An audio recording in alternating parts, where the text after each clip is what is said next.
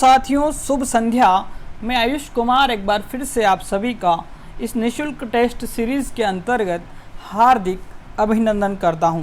जो भी विद्यार्थी चैनल पर नए हैं, कृपया सबसे पहले चैनल को सब्सक्राइब जरूर कर लीजिएगा ताकि इस निःशुल्क टेस्ट सीरीज़ का आप सभी लाभ ले सकें।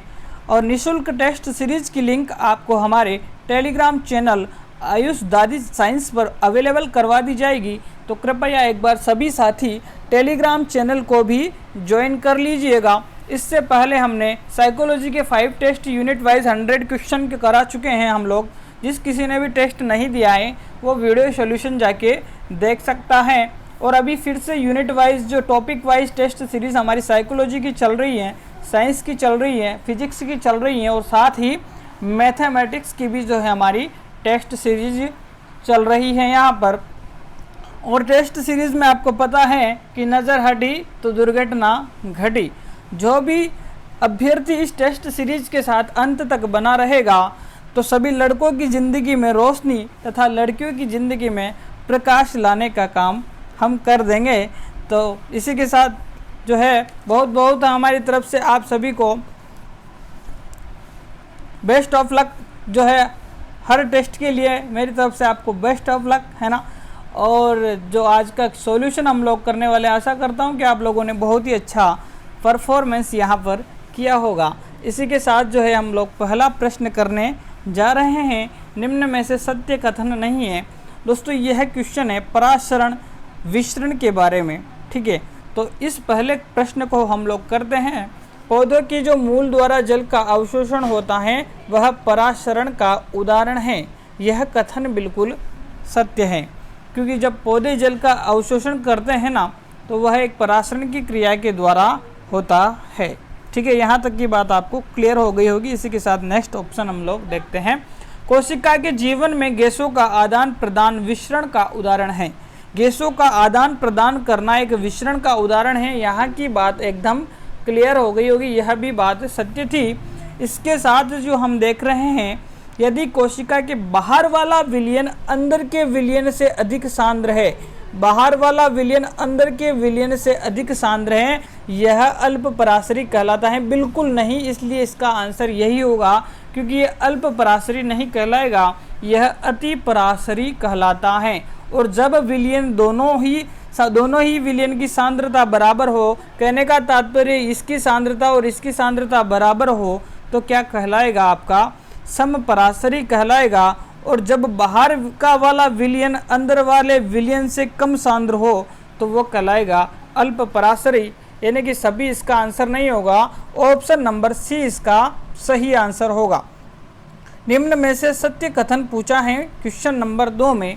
अगर क्वेश्चन नंबर 2 को ध्यान से पढ़ा होगा तो बहुत ही अच्छे से आप इसका आंसर यहाँ पर कर पा रहे होंगे। इसी के साथ जो है हम लोग क्वेश्चन नंबर 2 को सॉल्व करने जा रहे हैं। तो जल्दी से हम लोग इसका सही आंसर देखते हैं। निम्न में से सत्य कथन है प्लेस्टिड केवल पादप कोशिकाओं में पाया जाता है। यह बात तो बिल्कुल सत्य है, इसमें तो कोई दो राय नहीं है। यानी कि यह तो कथन हमारा सत्य है। प्लास्टिड यानी जो क्या होता है, प्लास्टिड का मतलब क्या होता है, जल्दी से आप लोग बताएंगे यहाँ पर। प्लास्टिड का मतलब होता है लवक। क्या होता है, लवक होता है। इसी के साथ दूसरी बात देखते हैं, क्रोमोप्लास्ट रंगीन होता है, रंगहीन होता है। और तीसरे ऑप्शन में हमारे ल्यूकोप्लास्ट रंगीन होता है। उपयुक्त सभी कथन यहाँ पर सत्य होंगे। तो उपयुक्त सभी कथन सत्य नहीं होंगे, ओनली ऑप्शन 1 ही सत्य दिख रहा है, क्योंकि आपके जो क्रोमोप्लास्ट होते हैं वो कलरफुल होते हैं। क्या होते हैं, कलरफुल होते हैं। क्रोमोप्लास्ट क्या कलरफुल होते हैं, आपके क्रोमोप्लास्ट होते हैं। और ल्यूकोप्लास्ट जो होते हैं आपके वो कलरलेस होते हैं। इसलिए जो है ये दोनों बातें तो गलत थी हमारी, इसलिए उपयुक्त कथन जो है सत्य नहीं होंगे। ऑप्शन नंबर 1 ही जो है आपका यहाँ पर सही होगा, ठीक है। ऑप्शन नंबर 1 ही यहाँ पर सही होगा। और एक चीज़ और बता दूँ मैं आपको ज़बरदस्त वाली, जो आपका क्रोमोप्लास्ट होता है इसके अंदर पाया जाता है क्लोरोफिल। क्या, क्लोरोफिल पाया जाता है। क्या पाया जाता है, क्लोरोफिल पाया जाता है। और यह क्लोरोफिल से क्या बनता है, क्लोरोप्लास्ट बनता है, जिसके अंदर क्या होती है, प्रकाश संश्लेषण की क्रिया होती है। यहाँ तक की बात आपको एकदम से क्लियर हो चुकी होगी। कोशिका चक्र में डीएनए का संश्लेषण होता है। नन मतलब इनमें से कोई नहीं, एस प्रावस्था, G2 प्रावस्था या फिर M प्रावस्था। इसका सही आंसर क्या होगा, क्वेश्चन नंबर 3 का बिल्कुल सही आंसर आपको यहाँ पर बताना है। जल्दी से बताएंगे। क्वेश्चन नंबर बी का 3 का जो सही आंसर है आपका एस फेज होगा, क्योंकि जो है आपका जो है एस जो है सिंथेसिस पीरियड कहलाता है, मतलब संश्लेषी काल कहलाता है, जिसके अंदर आपके डीएनए का क्या होता है, संश्लेषण होता है। एस फेज के अंदर इसे सिंथेसिस पीरियड भी बोला जाता है। और जो है आपका G2 जो है आपका क्या करता है, प्रोटीन का संश्लेषण करता है, और इसमें लगभग 10 से 20% का ही टाइम लगता है इस फेज़ को पूरा करने के लिए G2 को, और इसमें प्रोटीन का संश्लेषण होता है। और M फेज़ में सबसे कम समय लगता है, लगभग 5 से 10% का, और यहाँ पर कोशिका विभाजन हो जाता है, और इसके बाद कोशिका द्रव्य विभाजन के द्वारा 2 नई संतति कोशिकाओं का क्या हो जाता है, निर्माण यहाँ पर हो जाता है। निम्न में से सत्य कथन बताना है आपको। सत्य कथन बताना है, यूकैरियोटिक कोशिकाओं में 70S प्रकार का राइबोसोम पाया जाता है। बिल्कुल नहीं पाया जाता। यूकैरियोटिक कोशिकाओं में जो है आपका कौन सा राइबोसोम पाया जाता है, 80S प्रकार का, क्या 80S टाइप का राइबोसोम जो है आपका किसमें पाया जाएगा, यूकैरियोटिक कोशिकाओं में पाया जाएगा। प्रोकैरियोटिक कोशिकाओं में जो है आपका 80S प्रकार का राइबोसोम पाया जाएगा। बिल्कुल नहीं, 70S प्रकार का राइबोसोम जो है प्रोकैरियोटिक कोशिकाओं में पाया जाएगा। राइबोसोम की खोज क्लाड ने की तथा राइबोसोम का नाम पेलेड ने दिया, यह बात बिल्कुल सत्य है। बिल्कुल ऑप्शन नंबर 3 इसका सही आंसर यहाँ पर होगा। इसी के साथ हम लोग नेक्स्ट क्वेश्चन की बात करने वाले हैं। नेक्स्ट क्वेश्चन बोलता है कि सत्य कथन क्या है, सुसाइडल बैग इज माइटोकॉन्ड्रिया और power house is lysosome, first and second दोनों सत्य हैं या फिर नन। तो दोस्तों इसका सही आंसर यहाँ पर होगा, क्या होगा, जल्दी से मुझे बताइए। सुसाइडल बैग आपका माइटोकॉन्ड्रिया होता है क्या, बिल्कुल नहीं होता है। सुसाइडल बैग आपका क्या होता है, लाइसोसोम होता है, आपका लाइसोसोम सुसाइडल बैग होता है, और पावर हाउस आपका माइटोकॉन्ड्रिया होता है। यानी कि दोनों ही कथन क्या थे, गलत। इसका सही आंसर क्या हो जाएगा, नन यहाँ पर इसका सही आंसर हो जाएगा। और सुसाइडल बैग का मतलब होता है आत्मघाती थैलियाँ, और पावर हाउस का मतलब आप समझ चुके होंगे, शक्ति ग्रह। निम्न में से सत्य कथन यहाँ पर पूछा है, लवक में उपस्थित अंगुली नुमा प्रवृद्ध जिन्हें क्रिस्टी कहते हैं, बिल्कुल गलत बात है, क्योंकि लवक में उपस्थित क्रिस्टी नहीं होती हैं। क्रिस्टी उपस्थित होती हैं आपकी माइटोकॉन्ड्रिया में, क्या माइटोकॉन्ड्रिया में उपस्थित होती हैं। यह बात तो यहीं गलत हो गई।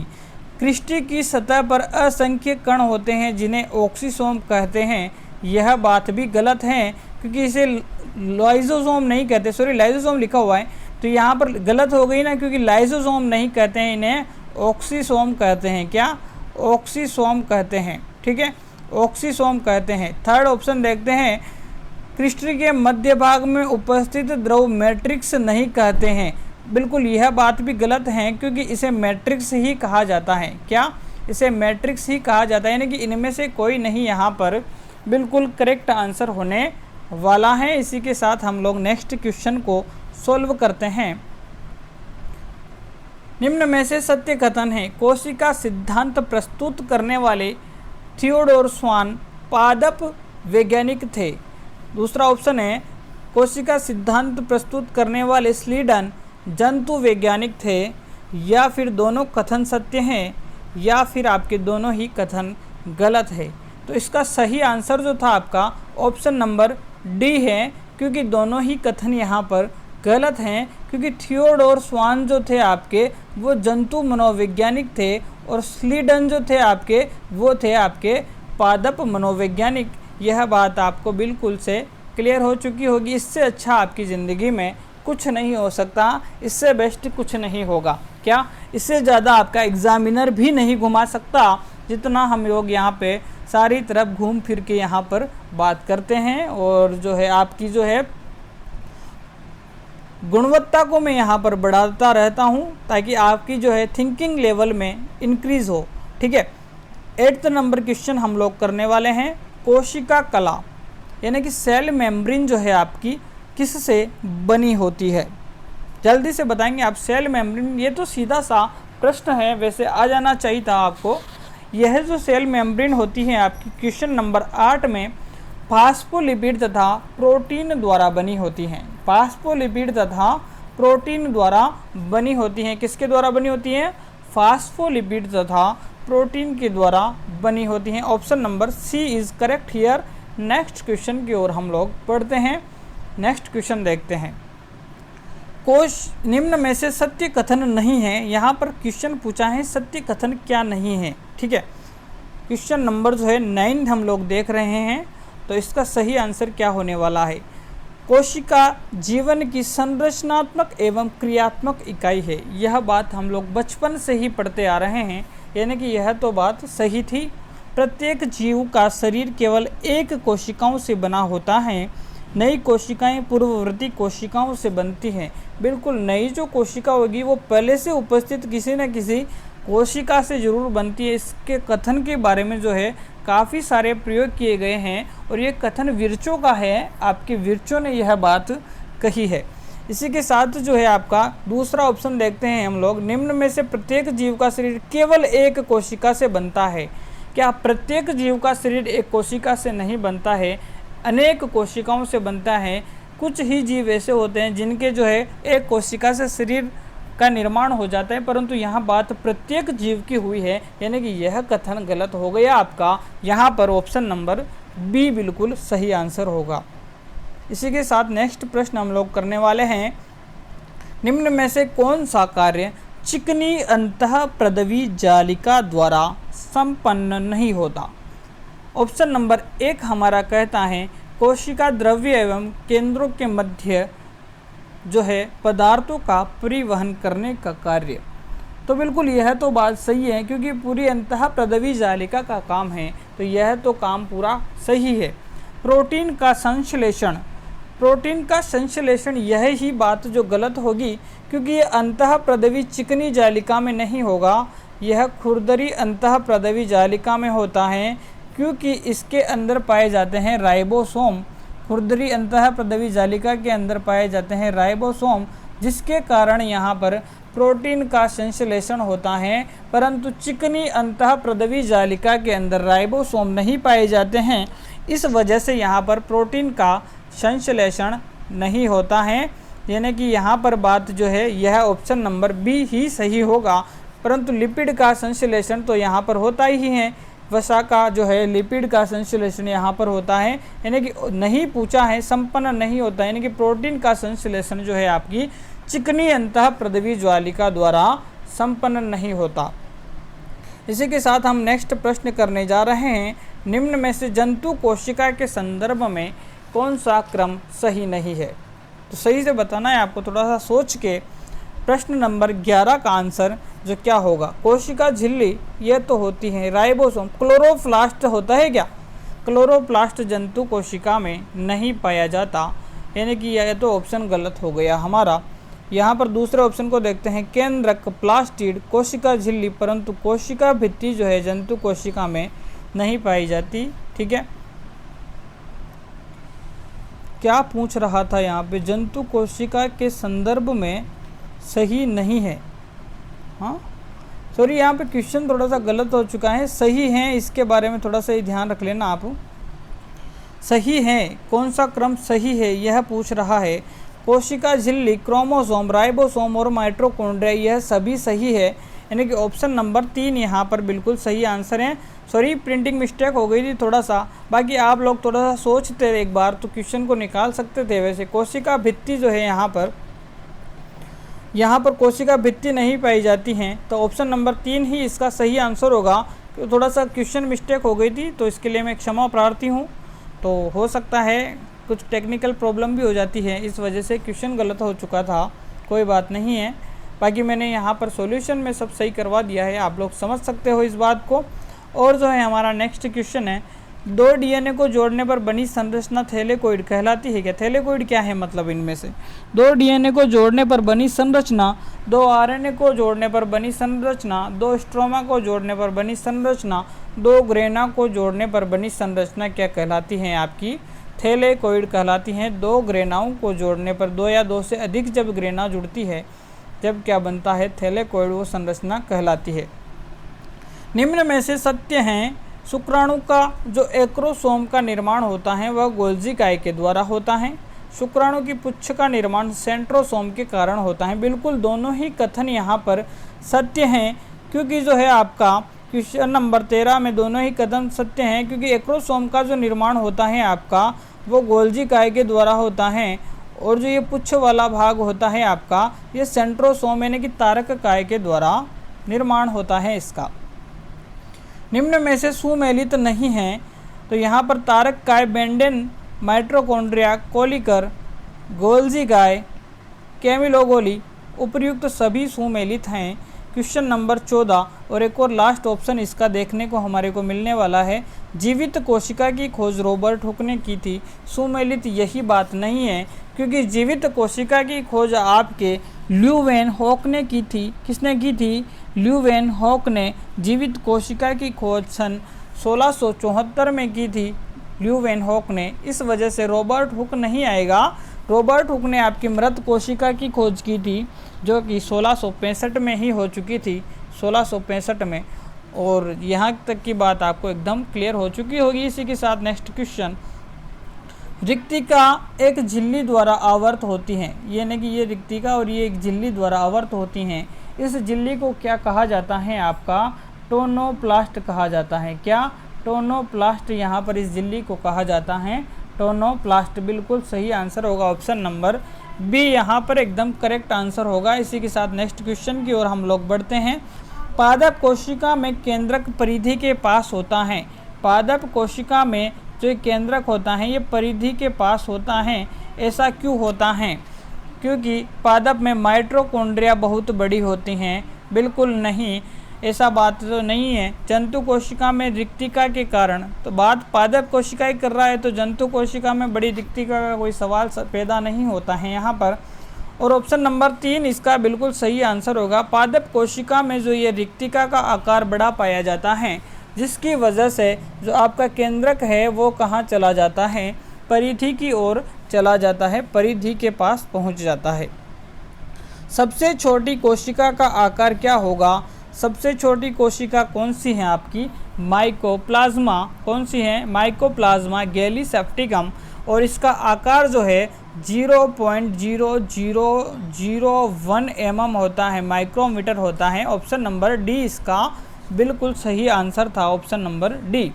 इसी के साथ हम लोग नेक्स्ट क्वेश्चन को देखते हैं। एक पादप तथा जंतु कोशिका में भिन्नता किसके आधार पर देखी जाती है? बिल्कुल कोशिका भित्ति के आधार पर देखी जाती है। बिल्कुल रिक्तिका के आधार पर भी देखी जाती हैं, तारक काय के आधार पर भी देखी जाती हैं। यानी कि जो है पादप कोशिका में तारक काय क्या होते हैं? अनुपस्थित होते हैं। इसलिए इसके आधार पर भी आप लोग देख सकते हो, यानी कि उपयुक्त सभी यहाँ पर बिल्कुल सही आंसर होगा। और इसी के साथ नेक्स्ट क्वेश्चन हम लोग करने वाले हैं। केंद्रक विभाजन को साइटोकाइनेसिस कहते हैं, कोशिका द्रव्य विभाजन को कैरियोकाइनेसिस कहते हैं। दोनों कथन सत्य हैं या फिर दोनों ही कथन आपके गलत हैं? तो यहाँ पर जो है दोनों ही कथन गलत होंगे, क्योंकि साइटोकाइनेसिस आपके कोशिका द्रव्य के विभाजन को कहा जाता है और केंद्रक के विभाजन को कहा जाता है कैरियोकाइनेसिस। बिल्कुल यह बात सत्य होगी। यहाँ पर दोनों ही ऑप्शन गलत थे, इसलिए दोनों कथन गलत ही इसका सत्य आंसर होगा। इसी के साथ हम लोग नेक्स्ट क्वेश्चन की बात करने वाले हैं। समसूत्री विभाजन में सबसे लंबी प्रावस्था कौन सी होती है? तो प्रोफेज आपकी जो है सबसे लंबी प्रावस्था होती है। यह क्वेश्चन रीट ने पहले पूछ लिया है, इस वजह से मैंने सोचा कि इसको आप जो है डाल दिया जाए इस क्वेश्चन को भी। इसी के साथ नेक्स्ट क्वेश्चन हम लोग करने वाले हैं, समसूत्री विभाजन की किस प्रावस्था के अंतर्गत केंद्रक केंद्रिका गोलजीकाएँ अंतः प्रदवी जालिका पुनः प्रकट होती हैं, वापस प्रकट होती हैं, है ना। रिवर्स प्रोफेज हो गया, मतलब रिवर्स प्रोफेज, है ना। रिवर्स प्रोफेज, प्रोफेज में क्या होती है, ये सब क्या हो जाती हैं, धीरे धीरे हाइड होने लग जाती है धीरे धीरे, है ना। तो फिर क्या है, वापस जो है कौन सी अवस्था होती है, टीलोफेज अवस्था के अंदर यह क्या होती हैं, वापस प्रकट होने लगती हैं, और इसे रिवर्स प्रोफेज भी कहा जाता है। बिल्कुल सही आंसर आपको समझ आ गया होगा, टीलोफेज यहाँ पर बिल्कुल सही आंसर होगा। और देखते हैं नेक्स्ट क्वेश्चन, निम्न में से समसूत्री विभाजन के संबंध में गलत कथन है। समसूत्री विभाजन में गुणसूत्रों की संख्या जनक कोशिका के समान होती हैं, यानी कि यह बात तो बिल्कुल सत्य है। समसूत्री विभाजन में जो गुणसूत्रों की संख्या होती है जनक कोशिकाओं के समान ही होती है। यह कोशिकाओं की मरम्मत हेतु अति आवश्यक है। बिल्कुल, यह कोशिकाओं की मरम्मत करने में जो है काफ़ी हेल्पफुल होता है, यानी कि कोई कोशिका, कोई सेल डेड हो जाती है तो उसकी वापस क्या करता है, ये मरम्मत करता है। कुछ वृद्धि अंगों की जो है ये, कुछ वृद्धि अंगों के, शरीर के अंगों की क्या करता ही रहता है, ये मरम्मत करता रहता है, यानी कि यह बात भी क्या हो जाती हैं, सही हो जाती हैं। और लास्ट लाइन है, निम्न श्रेणी के जंतुओं में इस विभाजन द्वारा लैंगिक जनन होता है। तो निम्न श्रेणी के जंतुओं में इस विभाजन द्वारा लैंगिक जनन नहीं होता, अलैंगिक जनन होता है। यह बात बिल्कुल गलत थी, और गलत कथन यहाँ पर पूछा है, गलत कथन पूछा है, तो ऑप्शन नंबर 3 बिल्कुल सही आंसर हो जाएगा। इसी के साथ नेक्स्ट क्वेश्चन हम लोग देखते हैं, अर्धसूत्री विभाजन के अंतर्गत जीन विनिमय की घटना किस अवस्था के दौरान हो रही है। क्या बात कर रहा है, क्रॉसिंग ओवर की जो घटना होती है, क्रॉसिंग ओवर की जो प्रोसेस होती है, किस प्रावस्था के अंतर होती हैं, किस स्टेज के अंतर होती हैं। तो दोस्तों डायरेक्टली मैं बता दूं अगर आपको, ये क्रॉसिंग ओवर होता है बिल्कुल जो क्रोमेटिड्स के अंदर होती हैं, जो गुणसूत्र होते हैं, गुणसूत्रों के जो क्रोमेटिड्स होते हैं उनके भागों का आपस में आदान प्रदान करना ही क्या कहलाता है, क्रॉसिंग ओवर कहलाता है। और यह घटना होती है आपकी प्रोफेज फर्स्ट के अंदर। बिल्कुल ऑप्शन नंबर 1 यहाँ पर सही होगा। इसी के साथ नेक्स्ट क्वेश्चन, कोशिका चक्र के अंतर्गत तैयारी की अवस्था कहा जाता है, प्रिपरेशन किस अवस्था में होती है। रीट की प्रिपरेशन नहीं, कोशिका विभाजन की प्रिपरेशन यहाँ पर बात चल रही है। तो देखते हैं कौन सा ऑप्शन सही है। ऑप्शन नंबर 1 ही बिल्कुल सही होगा आपका। ऑप्शन नंबर 1 जो है, इंटरफेज जो होती है, इंटरफेज जो होती है, अंतर अवस्था जो होती है, उसे क्या कहते हैं, तैयारी की अवस्था कहते हैं। विभाजन प्रावस्था तो एम फेज हो जाती है, इसमें तो पूरी जो कोशिका होती हैं उसके केंद्रकों का 2 केंद्रकों में बढ़ जाते हैं, और जो है उसके कोशिका द्रव्य का विभाजन होकर 2 संतति कोशिकाएं बन जाती हैं विभाजन प्रावस्था में। इसी के साथ नेक्स्ट प्रश्न है, केंद्रक और केंद्रिका की खोज किसने की थी। केंद्रक की खोज तो किसने की थी, आपके रॉबर्ट ब्राउन साहब ने। क्या, रॉबर्ट ब्राउन ने।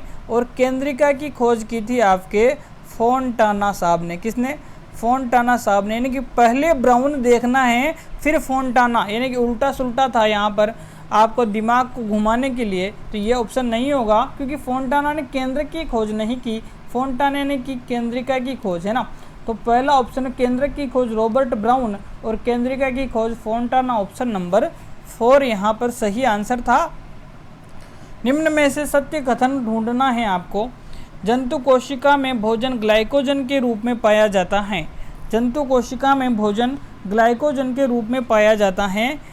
पादप कोशिका में भोजन स्टार्च के रूप में पाया जाता है। यानी कि दोनों ही बात यह तो सही बोल रहा है, दोनों ही कथन सही हैं, क्योंकि जंतु कोशिका में जो भोजन संचित होता है ग्लाइकोजन के रूप में, और पादप कोशिका में भोजन स्टार्च के रूप में पाया जाता है। सबसे छोटी कोशिका कौन सी है निम्न में से। तो मैंने एक बार नाम लिया था, अभी आपने थोड़ा सा अगर ध्यान लगाया हो उस बात पे, अगर कंटिन्यूटी बनाए रखी हो। माइकोप्लाज्मा गिगेंटियम बिल्कुल गलत, माइकोप्लाज्मा डेंड्रोनियम नहीं होगा। Mycoplasma gallisepticum, it is right answer. Mycoplasma gallisepticum जो है सबसे छोटी कोशिका होती हैं जिसका आकार 0.0001 माइक्रोमीटर होता है। यहाँ तक की बात आपको एकदम से क्लियर हो गई होगी। माइकोराइजा नहीं होगा, गैलीसेप्टिकम जो है ठीक था पीछे, पर माइकोराइजा नहीं होगा।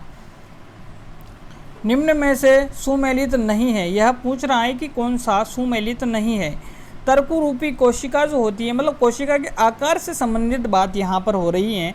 तर्कु रूपी कोशिका जो है बिल्कुल पेशी कोशिकाओं में का आकार जो होता है बिल्कुल तर्कु रूपी होता है। लंबी एवं शाखित कोशिकाएं होती हैं। तंत्रिका कोशिका देखा होगा ना आपने, तंत्रिका कोशिका इस टाइप से बनती है, फिर ऐसे होता है ना, ऐसा, ठीक है, ये तंत्रिका कोशिका, बिल्कुल सही बात थी। गोल एवं चपटी कोशिकाएं जो है रक्त कणिकाओं में पाई जाती है। देखा है ना आपने, आरबीसी वगैरह इसमें इस टाइप की, ये भी ठीक है, चपटी होती है, बिल्कुल ये भी बात सही है। सुमेलित नहीं पूछा था। निश्चित आकृति की कोशिकाएं अमीबा एवं माइकोप्लाज्मा की नहीं होती हैं, यह बात गलत थी। यानी कि इसका जो आंसर था आपका ऑप्शन नंबर डी था, क्योंकि इनकी आकृति अनिश्चित होती है, निश्चित नहीं होती है, अनिश्चित होती है। क्या? अनिश्चित आकृति इनकी होती है, इस वजह से इसका आंसर होगा आपका। क्योंकि कभी आपने अमीबा को एक निश्चित आकृति में देखा है क्या? माइकोप्लाज्मा को देखा नहीं हो सकता, इट इज़ नॉट पॉसिबल। ठीक है, नेक्स्ट क्वेश्चन देखते हैं हम लोग। क्रिस्टी की सतह पर असंख्य संवृत कण लगे होते हैं, इन कणों को कहा जाता है। इसका आंसर भी मैं इस वीडियो में बता चुका हूँ आपको।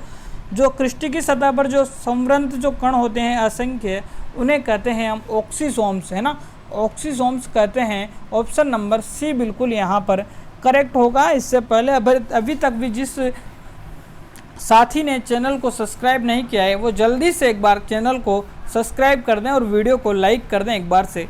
फिर लास्ट क्वेश्चन हम लोग करते हैं जल्दी से। लास्ट क्वेश्चन भी बड़ा प्यारा क्वेश्चन था, और जो है आपकी रिक्तिका के अंदर जो द्रव पाया जाता है, इस द्रव को क्या कहा जाता है? इस द्रव को क्या कहा जाता है आपका? मतलब ये जो रिक्तिका के बाहर जो आवरण होता है इसे क्या कहते हैं?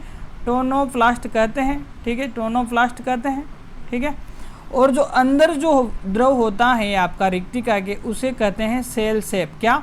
सेल शेप यहाँ पर बिल्कुल सही आंसर होगा। वीडियो के अंत तक बने रहने के लिए आपका बहुत बहुत आभार, बहुत बहुत धन्यवाद। और इस सेशन को जो है आप अधिक से अधिक मात्रा में शेयर कीजिएगा। ठीक है साथियों, बहुत बहुत धन्यवाद आप सभी का।